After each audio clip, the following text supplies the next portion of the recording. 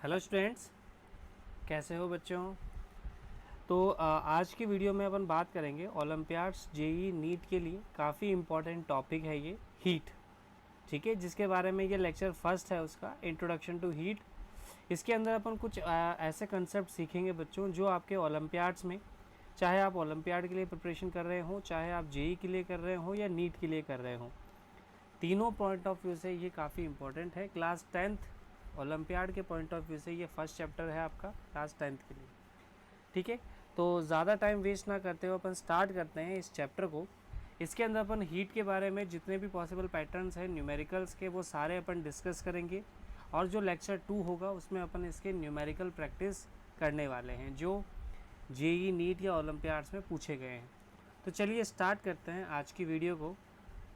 सबसे पहले हम बात करेंगे इंट्रोडक्शन से, यानी कि हीट के बारे में। सबसे पहला हम बात करते हैं व्हाट इज़ हीट, हीट क्या होती है और कैसे हम इसे कैलकुलेट करते हैं। ये जो वीडियो है बिल्कुल ज़ीरो से एडवांस लेवल तक होने वाली है, यानी कि अगर आप हीट के बारे में कुछ भी नहीं जानते हैं तो भी आपको ये वीडियो एंड तक देखनी है, और अगर आप हीट के बारे में थोड़ा बहुत जानते हैं तो भी पेशेंस रखना है। आपको इसमें बहुत अच्छी चीज़ें मिलेंगी और बहुत अच्छे न्यूमेरिकल्स इसमें आपको डिस्कस किए जाएंगे। तो चलिए स्टार्ट करते हैं। सबसे पहले अपन बात करते हैं व्हाट इज़ हीट।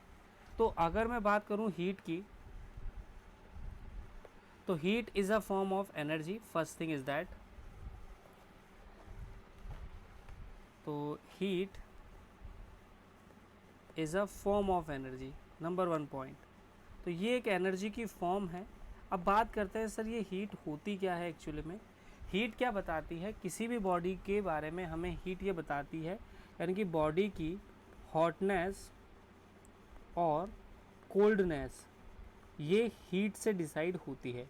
यानी कि हमारी बॉडी कितनी हॉट है या कितनी कोल्ड है वो हीट बताती है। यानी कि हीट हमें इस चीज़ को प्रोवाइड करती है कि बॉडी कितनी हॉट है या कितनी कोल्ड है, वो हमें हीट से पता लगता है। जैसे कि सपोज़ मान के चलो मैं एक बॉडी लेता हूँ यहाँ पे, ठीक है। अब इस बॉडी की अगर मैं कंस्ट्रक्शन की बात करूँ तो इसके पास छोटे छोटे पार्टिकल्स होंगे। अगर ये पार्टिकल्स सॉलिड हैं, ठीक है, तो इन पार्टिकल के पास एक ही ऑप्शन होता है, क्योंकि सॉलिड के केस में क्या होता है, पार्टिकल क्लोजली पैक होते हैं। क्लोजली पैक होने की वजह से होता क्या है, उनके पास एक ही ऑप्शन है कि वो अपनी जगह पे सिर्फ वाइब्रेट कर सकते हैं। तो ये पार्टिकल सिर्फ वाइब्रेशन कर सकते हैं, ठीक है। अब ये वाइब्रेशनल एनर्जी जितनी ज़्यादा होगी इनके पास, यानी कि जितना स्पीड से ये वाइब्रेट करेंगे, इस बॉडी का टेम्परेचर उतना ही ज़्यादा होगा। यानी कि हम ऐसा कह सकते हैं, अगर इस बॉडी का टेम्परेचर मान के चलो जैसे 70 ले लेते हैं, 70 डिग्री सेल्सियस है, और एक दूसरी बॉडी है जिसका टेम्परेचर मानो 50 डिग्री सेल्सियस है, तो दोनों बॉडी में से कंपेयर करूँ तो 70 डिग्री सेल्सियस वाले पार्टिकल ज़्यादा एनर्जी के साथ वाइब्रेट करेंगे। तो इनका टेम्परेचर ज़्यादा हुआ तो ये 70 वाली बॉडी हमारी हॉट बॉडी में काउंट होगी, और जो 50 डिग्री सेल्सियस वाली बॉडी है वो कोल्ड बॉडी में काउंट होगी। अगर मैं दोनों बॉडी का बीच में कोई कनेक्शन बना देता हूँ या दोनों को टच करता हूँ, तो हॉट बॉडी के पास एनर्जी ज़्यादा है, यानी कि हॉट ऑब्जेक्ट के पास एनर्जी हायर है, कोल्ड ऑब्जेक्ट के पास एनर्जी कम है। तो हाई से लो की तरफ हमारी एनर्जी ट्रांसफ़र हो जाएगी। तो हमें ये बात ध्यान रखना है, heat can transfer from hot body to cold body, ठीक है। ये हमें ध्यान रखना है, हॉट बॉडी से कोल्ड बॉडी की तरफ हमारी हीट ट्रांसफ़र होती है। क्यों होता है, क्योंकि हॉट बॉडी के पास एनर्जी ज़्यादा है, कोल्ड बॉडी के पास एनर्जी कम है, इसीलिए हायर एनर्जी से लोअर एनर्जी तक हीट का ट्रांसफ़र होता है। अच्छा, ये जो एनर्जी ट्रांसफ़र है ये टेम्परेचर में डिफरेंस की वजह से होता है। किस वजह से होगा, टेम्परेचर में डिफरेंस की वजह से। ये डिफरेंस जितना ज़्यादा होगा हीट ट्रांसफ़र उतना ही फास्ट होगा, ठीक है। ये डिफरेंस जितना कम होगा हीट ट्रांसफ़र उतना ही स्लो होगा। अच्छा, कब तक ये हीट ट्रांसफ़र होता है, heat transfers between two bodies until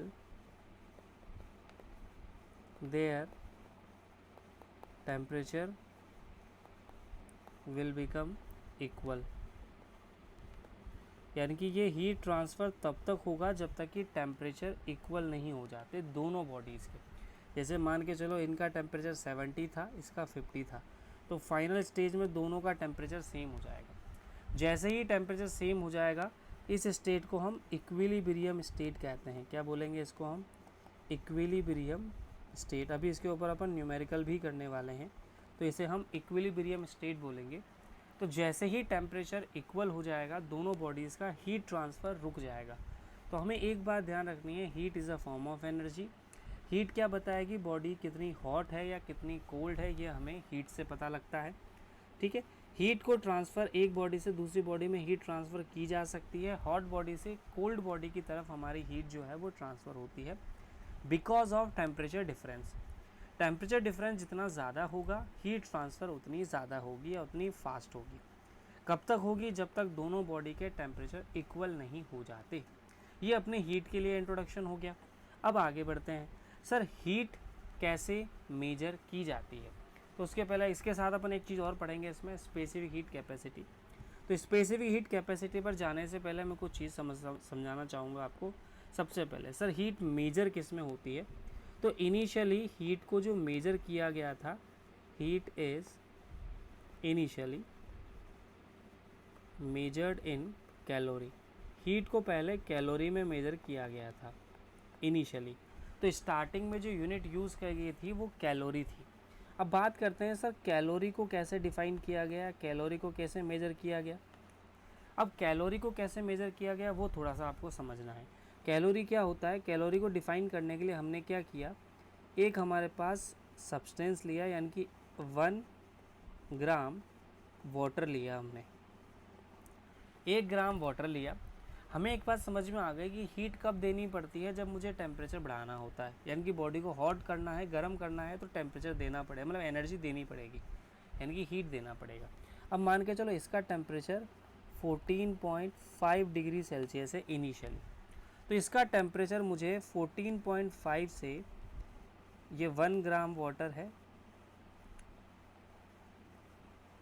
15.5 degree Celsius तक, यानी कि 1 डिग्री सेल्सियस बढ़ाने के लिए जो हीट आपने दी है वो 1 कैलोरी होगी। कहने का मतलब 1 कैलोरी को कैसे डिफाइन किया गया, it is the heat required to raise temperature of 1 gram of water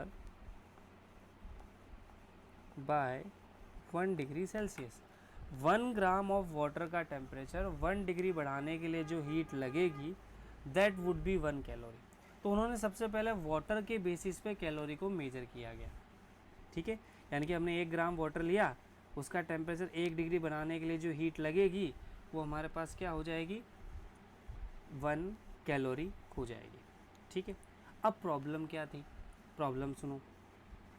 ठीक है, अब प्रॉब्लम ये थी कि सपोज़ मान के चलो, ये तो वाटर के केस में बात हो गई। अब एक क्वेश्चन अराइज़ हुआ यहाँ पे। क्वेश्चन क्या अराइज़ हुआ कि सर अगर आप 1 ग्राम वाटर का टेम्परेचर 1 डिग्री बनाने के लिए 1 कैलोरी लग रही है, तो सर मेरे पास जो है ना वो आयरन है, 1 ग्राम ऑफ आयरन है। ठीक है, क्या इसका भी 1 डिग्री सेल्सियस से टेम्परेचर रेज करने के लिए जो हीट लगेगी, क्या वो 1 कैलोरी ही होगी? नहीं, 1 कैलोरी तो नहीं होगी, कुछ और होनी चाहिए। क्यों? क्योंकि ये एक सॉलिड सब्सटेंस है, ये लिक्विड सब्सटेंस है। चलो लिक्विड में ही अगर मैं बात करूँ, मान के चलो अलग अलग तरह के लिक्विड है मेरे पास, बहुत सारे लिक्विड हैं।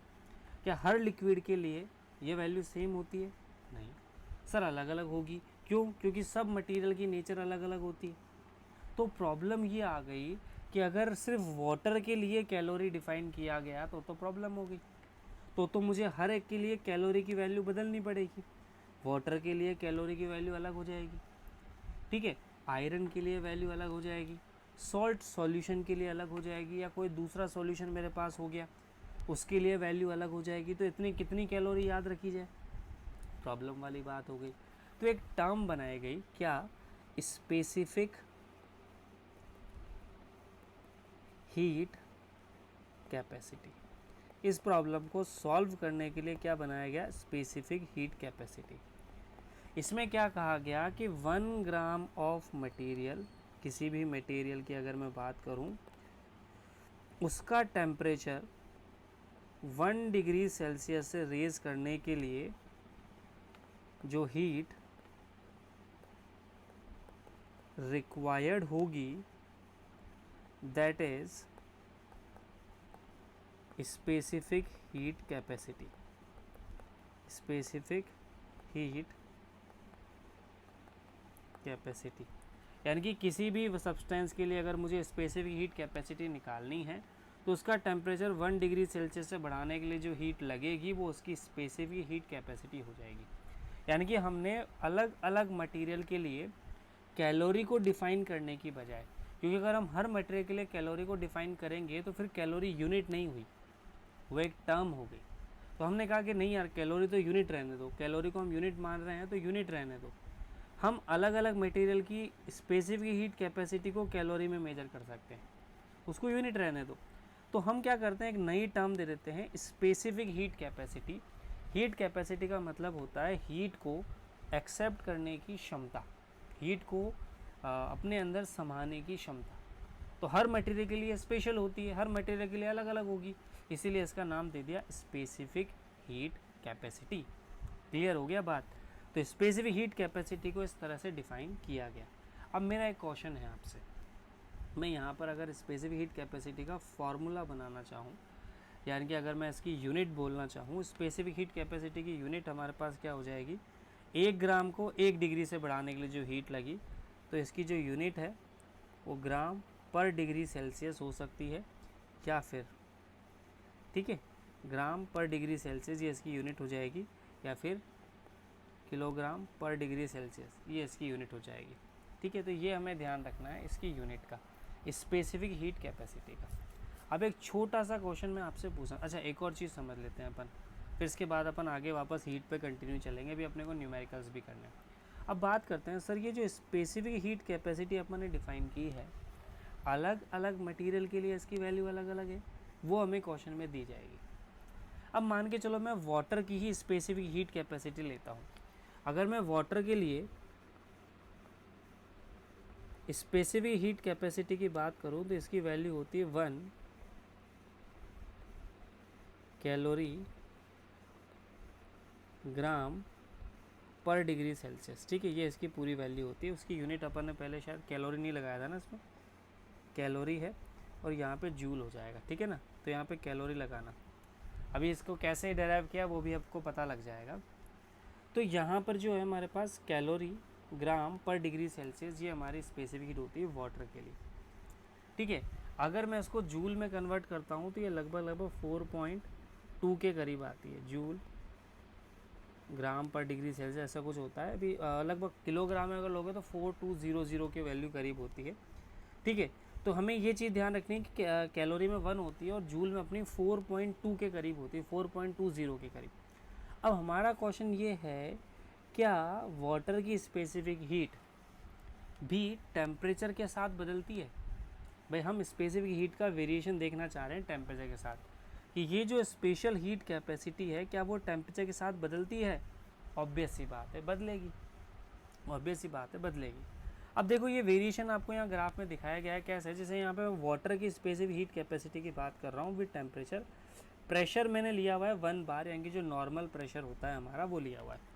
जब आप 5 डिग्री सेल्सियस पर थे तो हमारी वैल्यू 4.2 से थोड़ी सी बड़ी थी, 4.2 से 4.21 के करीब में, यानी कि नॉर्मल वैल्यू जो है वो अपनी 4.2 जूल किलोग्राम पर डिग्री सेल्सियस होती है। जनरल वैल्यू ये लिखी हुई है यहाँ पे यूनिट स्पेसिफिक हीट की। ठीक है, जनरल है 4.2। फिर हमने क्या देखा, जैसे जैसे हम टेम्परेचर इंक्रीज़ कर रहे हैं हमारी वैल्यू डाउन आ रही है। 10 पर, लगभग 10 से भी थोड़ा कम, हमारी वैल्यू 4.2 हुई। इसके बाद जैसे जैसे हम टेम्परेचर बढ़ाते हैं ये वैल्यू कम होने लगती है और फिर एक लिमिट के बाद ये वैल्यू बढ़ने लगती है। अब बात करते हैं सर ऐसा क्यों हो रहा है। पहले तो हमारी स्पेसिफिक हीट कैपेसिटी जो है वो डाउन जा रही थी, फिर हमारी स्पेसिफिक हीट कैपेसिटी जो है वो इंक्रीज़ हो रही थी टेम्परेचर के साथ। एक टाइम पर जाकर अब ज़्यादा वेरिएशन नहीं आता, जैसे 4.20 नॉर्मल है, 4.18 तक चली जाती है, उससे थोड़ा सा नीचे ज़्यादा वेरिएशन नहीं आता, लेकिन वेरिएशन आता है। स्पेसिफिक हीट के ये एक वाटर के लिए है, अलग अलग सब्सटेंस के लिए ये ग्राफ जो है वो अलग अलग हो सकते हैं। अपन वाटर के लिए बात कर रहे हैं कि कुछ टाइम तक हमारे पास वाटर ही अवेलेबल था, तो हम वाटर के केस में यहाँ पे बात कर रहे हैं। तो स्पेसिफिक हीट कैपेसिटी जो है वो वेरी करती है टेम्परेचर के साथ। ऐसा क्यों होता है? क्योंकि टेम्परेचर बढ़ाने से क्या होता है, सबसे पहले पार्टिकल की, यानी कि हम ऐसा कह सकते हैं, पहले क्या होता है, पार्टिकल की एनर्जी धीरे धीरे इंक्रीज़ होती है, ठीक है। तो उसकी स्पेसिफिक हीट कैपेसिटी यानी कि हीट को झेलने की क्षमता धीरे धीरे कम होने लगती है, ठीक है। स्पेसिफिक हीट कैपेसिटी डाउन जाती है। फिर उसके बाद एक पॉइंट के बाद वो वापस इंक्रीज़ होना स्टार्ट होती है, क्योंकि इसके बाद वो एक्सपेंड होने लगते हैं, पार्टिकल के बीच का सेपरेशन गैप बनने लगता है। तो स्टार्टिंग में जो आप एनर्जी दे रहे थे वो एक्चुअली क्या है, बॉन्ड की वजह से पार्टिकल वाइब्रेट ही कर पाता है। फिर धीरे धीरे बॉन्ड ब्रेक होने लगते हैं, उसके बाद फिर आपकी स्पेसिफिक हीट कैपेसिटी इंक्रीज़ होने लगती है, ठीक है। तो ये वेरिएशन आपको ध्यान रखना है कि हमारी स्पेसिफिक हीट कैपेसिटी कांस्टेंट नहीं होती टेम्परेचर के साथ, अलग अलग टेम्परेचर पर इसकी वैल्यू जो है वो अलग अलग होती है। चलिए आगे बढ़ते हैं। इसके बाद अपन चलते हैं, sir mechanical equivalent of heat क्या चीज़ है। अब इस टॉपिक को भी अपन समझते हैं, what is the mechanical equivalent of heat. Initially जैसा मैंने आपको बताया, हीट को मेजर करने के लिए जो यूनिट यूज़ की गई थी वो कैलोरी थी। अब हमें काफ़ी टाइम बाद ये पता लगा कि एक्चुअली जो हीट है उसको वर्क में, क्योंकि ये एक टाइप की एनर्जी है, इसको वर्क में कन्वर्ट किया जा सकता है। यानी कि जब हम कोई वर्क करते हैं तो उससे हीट प्रोड्यूस होती है, यानी कि हीट को वर्क में और वर्क को हीट में कन्वर्ट किया जा सकता है। बहुत आर इंटर रिलेटेड। हमें बाद में जाके पता लगा कि जब भी हम कोई काम करते हैं, एनर्जी तो उसमें भी खर्च होती है, हीट तो उसमें भी डेवलप होती है। जैसे एक पंखा चल रहा है, अब पंखे को घुमाने के लिए पावर वर्क कर रहा है, पंखा घूम रहा है, साथ में वो गर्म भी तो हो रहा है। इंजन अगर काम कर रहा है तो वो भी तो हीटअप तो वो भी हो ही रहा है। तो हमें इस चीज़ से क्या पता लगा, हमें इस चीज़ से ये पता लगा कि वर्क और हीट अलग अलग नहीं है, क्योंकि वर्क भी एनर्जी की फॉर्म है, मतलब वर्क के थ्रू भी हम एनर्जी प्रोवाइड कर रहे हैं, और हीट भी एक टाइप की एनर्जी ही है। तो फिर हम इसकी यूनिट जो है हमारे पास वो जूल होती है, इसकी यूनिट कैलोरी क्यों? भाई जब दोनों एक ही चीज़ है तो यूनिट भी एक ही होनी चाहिए। जब दोनों एक ही चीज़ है तो यूनिट भी एक ही होनी चाहिए। तो हमने एक रिलेशन निकाला कि calorie and joule are connected, यानी कि दोनों जो है वो कनेक्टेड है। और यहाँ से जो एसआई यूनिट ऑफ हीट है वो क्या बन गई, जूल बन गई, और जो सीजीएस यूनिट है यानी कि जो छोटी यूनिट है वो क्या बन गई, कैलोरी बन गई। अब जाहिर सी बात है कन्वर्जन भी किया जाएगा इनका, तो जो कन्वर्जन होता है हमारे पास, तो 1 calorie is equal to 4.2 joule. Actual में ये जो वैल्यू होती है 4.18 जूल होती है, पर हम अप्रोक्स में इसको 4.2 बोलते हैं। तो ये जो 4.2 है, यानी कि हमने क्या देखा, 1 कैलोरी जो है 4.18 जूल के इक्वल है। ये एक रिलेशन हमें ध्यान रखना है। तो ये जो 4.18 है इसे हम बोलते हैं मैकेनिकल इक्विवेलेंट ऑफ हीट। इसे हम क्या बोलेंगे, mechanical equivalent of heat. Mechanical equivalent of heat क्या बताएगा कि कैलोरी को जूल में कन्वर्ट करने के लिए जो इक्विवेलेंट आपने मल्टीप्लाई किया है, यानी कि कैलोरी जूल के कितना मल्टीप्लाई है। जैसे आप कहते हो 1 किलोग्राम इज इक्वल टू 1000 ग्राम। अब देखा जाए तो किलोग्राम और ग्राम दोनों मास की ही यूनिट है, तो वैसे ही कैलोरी और जूल दोनों हीट की ही यूनिट है, पर इनका रिलेशन ये है। तो अगर मुझे कैलोरी को जूल में या जूल को कैलोरी में बदलना है तो इस मैकेनिकल इक्विवेलेंट को यूज़ करना पड़ेगा। समझ में आ गई बात, क्लियर हो गया यहाँ तक? तो मैकेनिकल इक्विवेलेंट ऑफ हीट मुझे ध्यान रखना है। चलिए आगे बढ़ते हैं। इसके बाद कुछ न्यूमेरिकल प्रॉब्लम्स अपन कर लेते हैं। अब इसके पहले एक छोटा सा न्यूमेरिकल प्रॉब्लम से पहले मैं एक छोटा सा फॉर्मूला आपको समझा देता हूँ। हालांकि वो फॉर्मूला अपने को इसके पहले समझना था, पर कोई बात नहीं, एक स्लाइड अपने कम ऐड हुई है इसमें, कोई बात नहीं, मैं यहाँ बताता हूँ, फिर अपन क्वेश्चन पे आते हैं। न्यूमेरिकल प्रॉब्लम समझने से पहले आप मुझे एक चीज़ बताओ, एक सिंपल सा क्वेश्चन मैं आपसे पूछता हूँ, छोटा सा न्यूमेरिकल के तौर पे ही ले लेते हैं, चलो अपन इसको, ठीक है, न्यूमेरिकल आई गई है तो न्यूमेरिकल के तौर पे ही अपन इस चीज़ को लेते हैं। न्यूमेरिकल मेरे पास ये है कि आप खुद सोचो, अगर मेरे पास, कलर डार्क लेते हैं थोड़ा, अगर मेरे पास 1 ग्राम ऑफ वाटर का टेम्परेचर में भी लैंग्वेज में टेम्परेचर 1 डिग्री सेल्सियस रेज करने के लिए हीट 1 कैलोरी है, ठीक है। एक एग्जांपल मैं ले रहा हूँ, 1 ग्राम वाटर का टेम्परेचर रेज करने के लिए 1 डिग्री रेज करने के लिए जो हीट रिक्वायर है वो 1 कैलोरी है, मान लेता हूँ। तो अगर मुझे सोच के देखो, 1 ग्राम वाटर का टेम्परेचर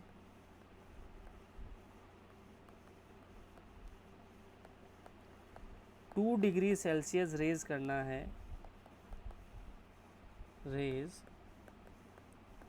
करना है तो हीट कितनी लगेगी आप खुद सोचो। 1 डिग्री बढ़ाने के लिए हीट लगी 1 कैलोरी, तो 2 डिग्री बढ़ाने के लिए हीट कितनी लगेगी, ऑब्वियस ही बात है 2 कैलोरी। समझ में आ गई बात। ऐसे ही 1 ग्राम ऑफ वाटर का टेम्परेचर डेल्टा टी टाइम बढ़ाना है, डेल्टा टी का मतलब कोई भी चेंज आ सकता है, डेल्टा टी रेज करना है, रेज करना है तो हीट कितनी लगेगी सोच के बताओ, कितनी हीट लगेगी sir, 1 calorie into delta T. ये तो कर रहे हैं हम, देखो 1 इंटू डेल्टा टी कर रहे हैं, दोनों को मल्टीप्लाई करेंगे, यहाँ भी हमने वही किया, यहाँ भी हमने वही किया। अब सोचो, ये तो 1 ग्राम वाटर का था, अगर मेरे पास मान के चलो ये 1 ग्राम के लिए है, ऐसे ही अगर 2 ग्राम वाटर की बात करूँ मैं, 2 ग्राम वाटर का temperature delta T degree raise करना है, बताओ हीट कितनी होगी सर। जो लग रही है 1 इंटू डेल्टा टी जो लग रही है, क्या ऐसी को मैं डबल कर दूंगा कैलोरी में, हाँ ना, बोलो। वही चीज़ है, एक पेन 2 रुपये का है तो दो पेन कितने के होंगे, तो 1 ग्राम का 1 डिग्री बढ़ाने के लिए 1 कैलोरी लग रहा है, 1 ग्राम का ही 2 डिग्री बढ़ाना है तो 2 कैलोरी हो गया। डेल्टा टी बढ़ाना है, डेल्टा टी का मतलब वैल्यू कुछ भी हो, तो डेल्टा टी से मल्टीप्लाई कर दिया। अब ये 1 ग्राम की सिचुएशन है, अगर मुझे 2 ग्राम बढ़ाना है तो 2 से मल्टीप्लाई कर दूंगा। सेम ऐसे ही अगर मुझे 4 ग्राम वाटर दिया है, टेम्परेचर डेल्टा टी रेज करना है तो हीट कितनी लगेगी, 4 into 1 into delta T, yes और नो। अच्छा, मुझे अगर यही m ग्राम के लिए बनाना है, m मास ऑफ वाटर है, डेल्टा टी टेम्परेचर रेज करना है, बताओ हीट कितनी लगेगी sir, m into 1 into delta T, yes और नो। मैंने कोई फॉर्मूला याद नहीं किया था, मुझे कोई फॉर्मूला याद नहीं था, मैंने वही फॉर्मूला यूज़ किया जो डेफिनेशन मैंने देखी थी। तो m मास अगर मुझे दिया हुआ है, डेल्टा टी टेम्परेचर रेज करना है, हीट कितनी लगेगी, m into 1 into delta T. ये था वाटर के लिए, किसके लिए था ये, वाटर के लिए। अगर मुझे किसी सब्सटेंस के लिए पूछा जाता तो हीट का फॉर्मूला मेरे पास क्या हो जाता, m s डेल्टा टी, छोटा सा प्यारा सा नन्हा सा मासूम सा फॉर्मूला। यहाँ पर s जो है वो स्पेसिफिक हीट कैपेसिटी है, ठीक है।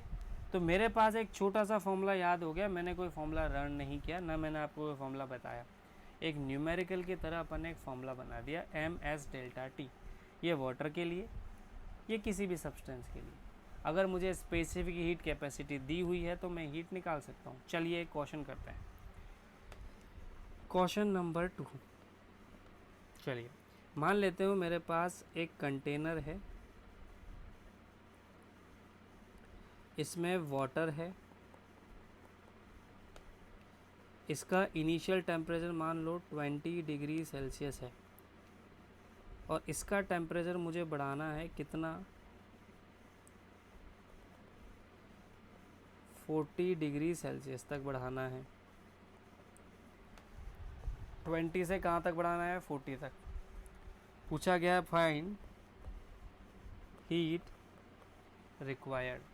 क्या फाइंड करना है मुझे, हीट रिक्वायर्ड मुझे फाइंड करनी है। ठीक है, अब देखो हमारे को सीधी सी बात है, मास ले लेता हूँ मैं 1 किलो ले लेता हूँ। तो देखो अब इधर यहाँ पे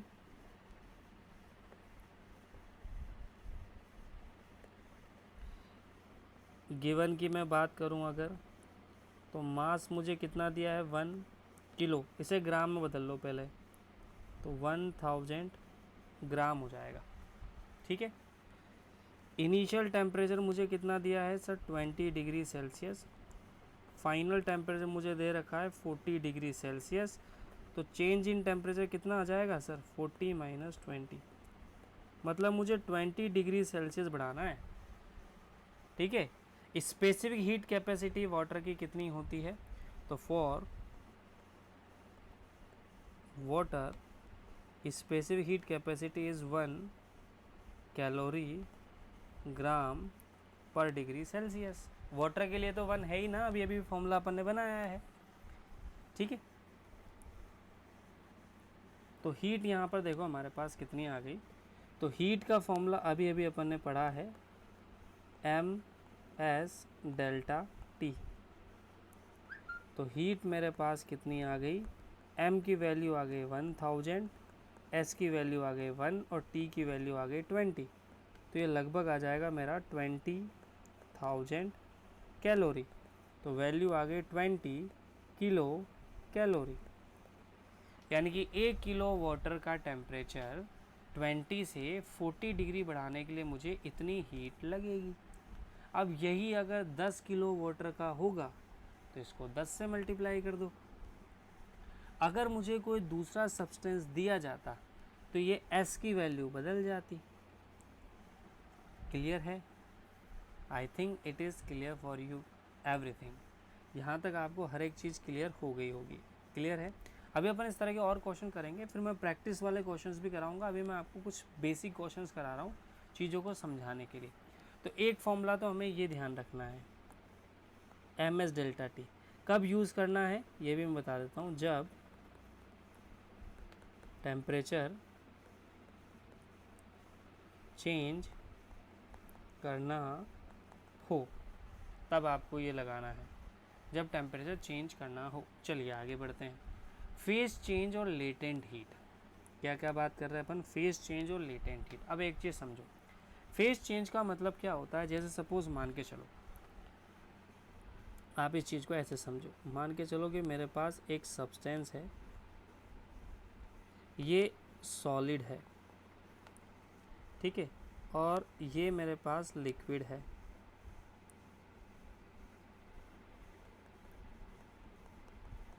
और ये मेरे पास गैस है। 3 फेज़ होते हैं हमारे पास जो कि हमारे लिए नॉर्मली अवेलेबल होते हैं, गैस, लिक्विड, सॉलिड। सॉलिड के केस में हम जानते हैं पार्टिकल जो है वो क्लोजली पैक होते हैं।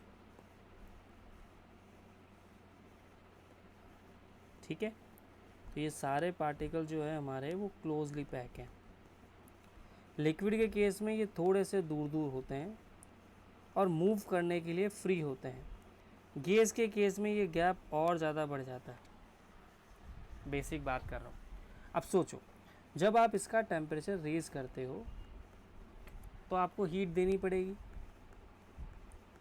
आपने हीट दी और उस हीट के बदले में इसका टेम्परेचर बढ़ेगा। आप जो हीट दे रहे हो वो टेम्परेचर की फॉर्म में दिखने लगेगी। धीरे धीरे ये सॉलिड जो है वो हीटअप होने लगेगा। जैसे टेम्परेचर 0 डिग्री था पहले, ठीक है, 0 से 10 हुआ, 10 से 20, 20 से 25। वाटर के लिए अगर मैं मान लेता हूँ ये जो हमारा है ये आइस है फॉर एग्ज़ाम्पल, ठीक है, अब हमारे पास 0 डिग्री से जैसे आइस से हमने लिक्विड में कन्वर्ट कर दिया इसको। अब जब ये आइस ज़ीरो से, जब ये आइस था 0 से जब ये लिक्विड में कन्वर्ट होगा, मान के चलो यहाँ 0 डिग्री सेल्सियस पर आ गया ये। अब जब आप इसको हीट दे रहे हो तो बदले में इसका टेम्परेचर बढ़ रहा है, 0 से 10, 10 से 20, 20 से 30 एंड सो ऑन, बढ़ते बढ़ते ये 100 डिग्री तक आ गया। 100 डिग्री के बाद क्या होगा, ये वाटर गैस में कन्वर्ट होने लग जाएगा। ठीक है, यानी कि हमने क्या किया, हमारा जो आइस था वो पहले सॉलिड से लिक्विड में कन्वर्ट हुआ, फिर लिक्विड से गैस में कन्वर्ट हुआ। ठीक है, तो जब एक फेज से दूसरे फेज में चेंज होता है इसे कहा जाता है फेज चेंज। जब हम सॉलिड से लिक्विड या लिक्विड से गैस में चेंज होते हैं उसे कहा जाता है फेज चेंज। ठीक है, अब आप एक चीज़ सोचो, जब हम सॉलिड में थे या जब हम लिक्विड में थे तो जो मैं हीट दे रहा था क्या वो टेम्परेचर को चेंज करने में काम आ रही थी? यस और नो? जितनी हीट मैं दे रहा था वो टेम्परेचर को चेंज कर रही थी। पहले 10, फिर 20, फिर 25 हुआ, 30 हुआ, 40 हुआ, तो हमारी बॉडी जो है वो हॉट होती जा रही थी। जैसे ही हम 100 के बाद पहुँचे और यहाँ से जब हम गैस में गए तो ये गैस पहले 100 डिग्री सेल्सियस पर गैस में आएगी। तो फेज चेंज के दौरान क्या हुआ, हमारा टेम्परेचर जो है वो कांस्टेंट होता है, यानी कि हमने जो हीट दी वो टेम्परेचर को बढ़ाने में काम नहीं आई। जब फेज चेंज हो रहा था तब के लिए, फेज चेंज होने के बाद तो हमारी हीट टेम्परेचर को चेंज कर रही है, तो हम ms डेल्टा टी यूज़ कर सकते हैं। यहाँ पर आप ms डेल्टा टी यूज़ कर सकते हो, यहाँ पर आप ms डेल्टा टी यूज़ कर सकते हो, यहाँ पर भी आप उस फॉर्मूले को यूज़ कर सकते हो जब आपकी हीट टेम्परेचर को चेंज कर रही है। लेकिन जब फेज चेंज होता है तब टेम्परेचर कांस्टेंट होता है, तब हमारी हीट टेम्परेचर को बढ़ाने में काम नहीं आ रही। तो जो हमने हीट दी थी वो गई कहाँ? वो हीट क्या करती है, क्योंकि सॉलिड से लिक्विड में या लिक्विड से गैस में आने के लिए क्या करना पड़ेगा, पार्टिकल को अपने बीच के जो इंटरमोलिकुलर फोर्स है उसे ब्रेक करना पड़ेगा। क्योंकि जाहिर सी बात है, अगर लिक्विड से गैसेस स्टेट में आना है तो पहले दो पार्टिकल के बीच का जो बॉन्ड है उसे तोड़ना पड़ेगा। अब तक जो हम हीट दे रहे थे वो इनकी वाइब्रेशनल एनर्जी को या इनकी काइनेटिक एनर्जी को बढ़ा रहा था। बॉन्ड तोड़ने के लिए जो एनर्जी खर्च होगी वो लेटेंट हीट है, यानी कि वो एनर्जी हीट टेम्परेचर की फॉर्म में नहीं दिखेगी, वो एनर्जी बॉन्ड को तोड़ने में खर्च हो गई। तो लेटेंट हीट क्या है, ये वो एनर्जी है, energy required to break the bonds. Bond को तोड़ने के लिए जो हीट लगेगी, जो एनर्जी लगेगी, वो लेटेंट हीट है। अब हमारे पास दो तरह की लेटेंट हीट होती है, latent heat of fusion.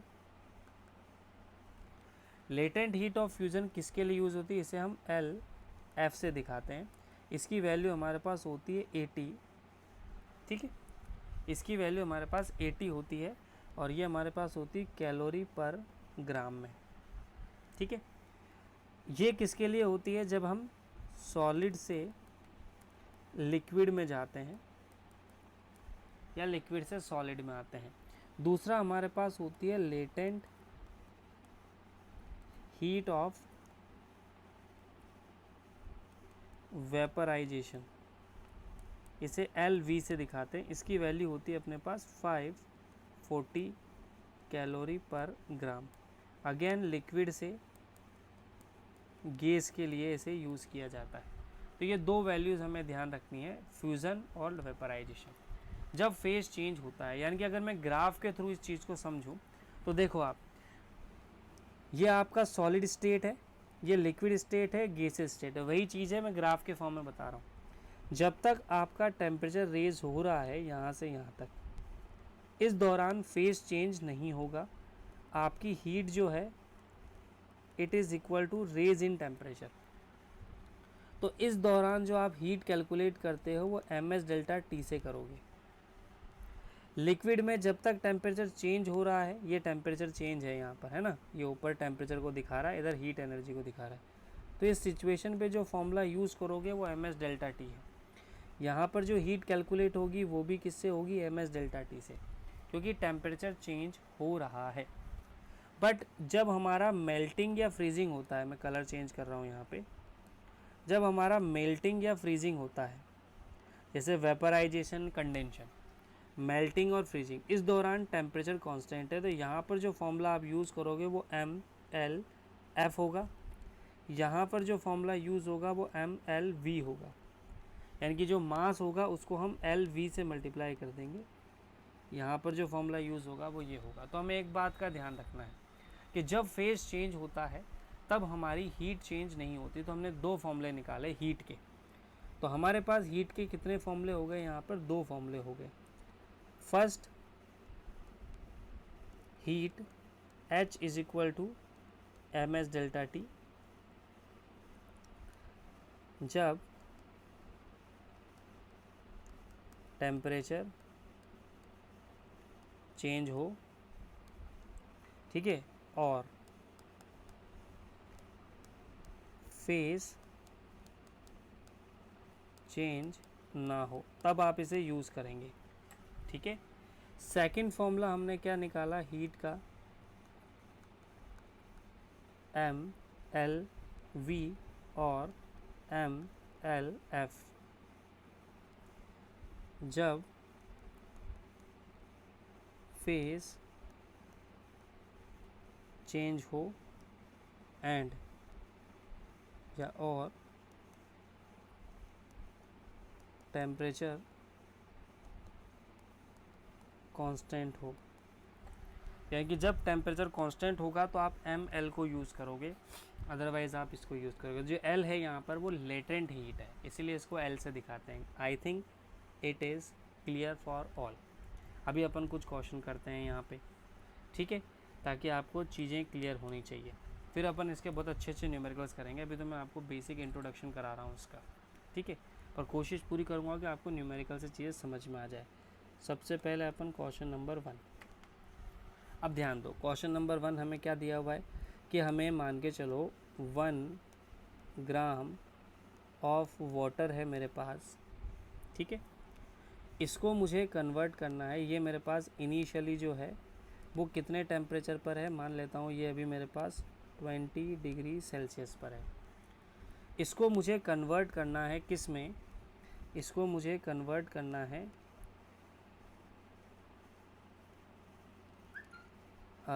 1 gram of steam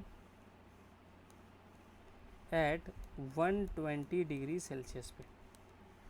clear? यानी कि 1 ग्राम ऑफ वाटर को मुझे 20 डिग्री सेल्सियस से 120 डिग्री सेल्सियस तक लेके जाना है। अब देखो होगा क्या। सबसे पहले हम इसको समझते हैं कि होगा क्या। तो सबसे पहले तो हमारे वाटर का टेम्परेचर जो है, पहले तो इसको स्टीम बनाने के लिए 100 डिग्री तक लेकर जाओ। तो पहले तो हम इसको कहाँ तक लेकर जाएंगे? तो हमारा जो वाटर है पहले इसको गर्म करो। तो ये हमारा 1 ग्राम ऑफ वाटर है, इसका टेम्परेचर 100 डिग्री सेल्सियस तक लेकर जाओ पहले तो। फिर उसके बाद हम क्या करेंगे? इसको चेंज करेंगे 1 ग्राम ऑफ स्टीम में, जो कि 100 डिग्री सेल्सियस पर ही होगी। इस दौरान हमारा टेम्परेचर जो है वो कांस्टेंट रहेगा। तो पहले तो हम वाटर का टेम्परेचर 0 से मतलब 20 से 100 तक लेके गए, फिर हमने उसको स्टीम में कन्वर्ट किया, यानी कि एनर्जी उसके लिए दी। अब इसके बाद हम दोबारा टेम्परेचर चेंज करेंगे। तो इस सिचुएशन में जो हमारा चेंज इन टेम्परेचर है वो 80 डिग्री सेल्सियस है। इस सिचुएशन में हमारा जो चेंज इन टेम्परेचर है वो 20 डिग्री सेल्सियस है। तो पहले तो हमने 80 डिग्री सेल्सियस यानी कि 80 डिग्री सेल्सियस टेम्परेचर बढ़ाया, और फिर हमने टेम्परेचर को चेंज किया, मतलब स्टीम फेस को चेंज किया, और आफ्टर दैट हमने 20 डिग्री और इंक्रीज़ किया। अब देखो यहाँ पे, अब अगर मैं यहाँ पर इसकी कैलकुलेशन करूँ तो देखो, सबसे पहले तो यहाँ पे जो हीट लगेगी वो H1 है। कलर दिख नहीं रहा ना, ये ले लेते हैं। यहाँ पर जो हीट लगेगी दैट इज़ H1, यहाँ पे जो हीट लगेगी दैट इज़ H2, और यहाँ पे जो हीट लगेगी वो H3 है। अब ध्यान दो, अगर मैं H1 को कैलकुलेट करूं तो कितना आ जाएगा sir, ms delta T, temperature change हो रहा है दैट्स वाई। तो m की वैल्यू 1, ठीक है, s की वैल्यू 1 वाटर है और डेल्टा टी की वैल्यू 80। तो हमारे पास ये वैल्यू आ गई कितनी, 80 कैलोरी, ठीक है। सेकंड, अगर मैं H2 निकालूँ तो ये मेरा हो जाएगा ml। अच्छा, वाटर से किस में जा रहे हैं, स्टीम में, तो LF होगा, सॉरी LV, F नहीं होगा, LV होगा। तो m की वैल्यू 1 है और LV की वैल्यू मेरे पास कितनी है, 540। तो ये मेरा आ जाएगा 540 कैलोरी।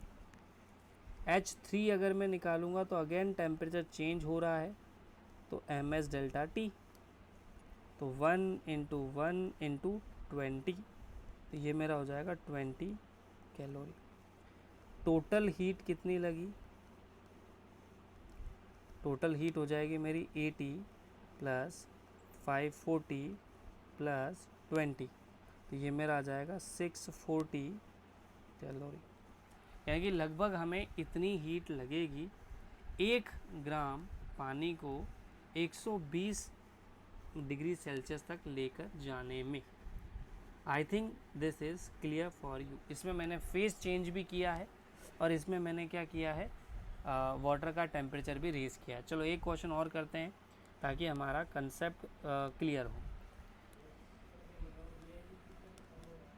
Question number 2। अब देखो इस बार मैं थोड़ा सा चेंज करता हूँ। इस बार मेरे पास जो है वो वाटर का अमाउंट मैं बता देता हूँ, वाटर नहीं ले रहा हूँ मैं, इस बार आइस ले रहा हूँ, ठीक है। तो इस बार मेरे पास आइस है और ये कितने डिग्री पर है, -20 डिग्री सेल्सियस पर है और ये 10 ग्राम है, 10 ग्राम आइस है मेरे पास, क्लियर है। और इसको मुझे कन्वर्ट करना है कहाँ तक, इसको मुझे कन्वर्ट करना है 10 ग्राम स्टीम ले लूँ, स्टीम ले लो, ठीक है। और इसका टेम्परेचर लेके जाना है मुझे 120 डिग्री सेल्सियस तक। यानी कि यहाँ से मुझे, इस सिचुएशन से मुझे जो है वो इस सिचुएशन तक जाना है। पूछा गया है बताओ हीट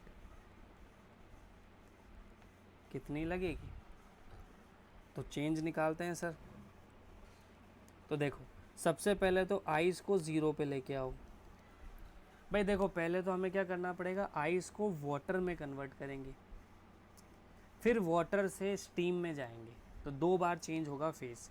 तो पहले तो आइस को वाटर में लाने के लिए उसको पहले 0 पर लाओ, क्योंकि 0 से पहले वो वाटर में नहीं आएगा।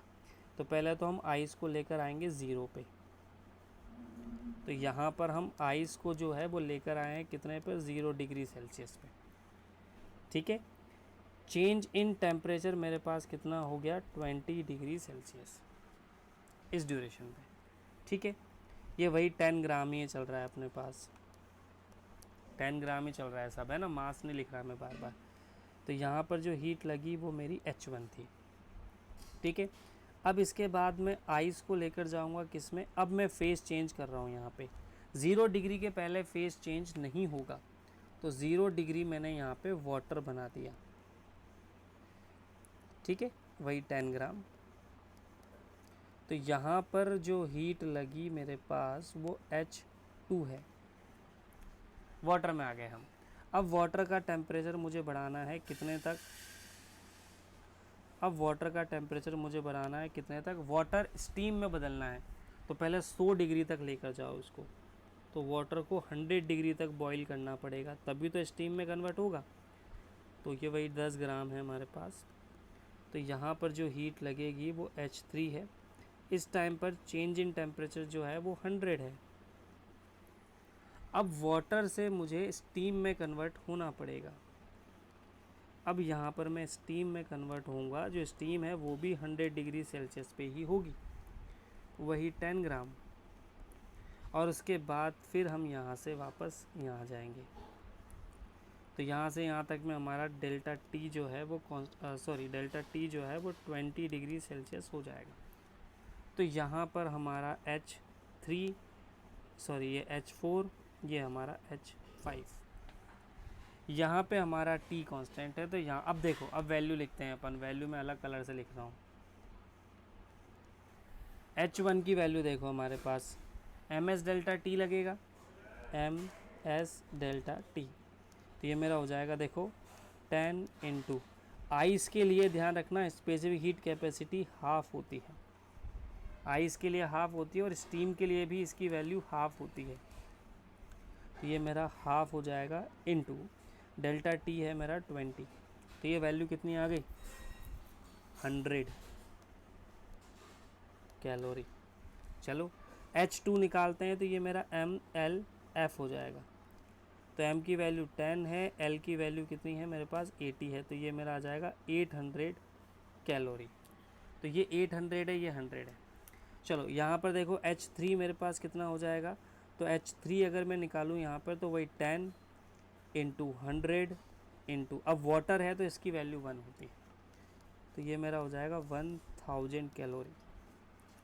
फिर हमारा यहाँ पर फेज चेंज होगा, तो ये मेरा हो जाएगा MLV 540 इंटू 10, तो ये मेरा आ जाएगा 5400 कैलोरी। टेम्परेचर चेंज हो रहा है यहाँ पे, कांस्टेंट है मतलब। और फिर H5 जो है मेरा हो जाएगा 10 इंटू हाफ इंटू 20, क्लियर, तो ये मेरा आ जाएगा 100 कैलोरी। अब निकालो heat, total heat 100 plus 100 200 plus 800 1000 2000 2000 and 5000 and 400 कितना हो गया मेरे पास, तो ये मेरे पास देखो मैं यहाँ लिख देता हूँ टोटल हीट, तो ये मेरा हो जाएगा 100 प्लस 800 प्लस 1000 प्लस 5400 प्लस 100, तो ये मेरा आ जाएगा लगभग 7400 कैलोरी, यानी कि आप इसको लिख सकते हो 7.4 किलो कैलोरी। अब देखो ये एक छोटा सा क्वेश्चन था, इसको आपको इस तरह से सॉल्व करना है। आई होप इस इज़ क्लियर फॉर यू, ठीक है। इसके आगे अपन मिलेंगे नेक्स्ट क्लास में, तब तक के अपन इसके आगे के और अच्छे अच्छे कंसेप्ट, अभी इसमें लॉ ऑफ मिक्सिंग भी है जो अपन करेंगे नेक्स्ट क्लास में।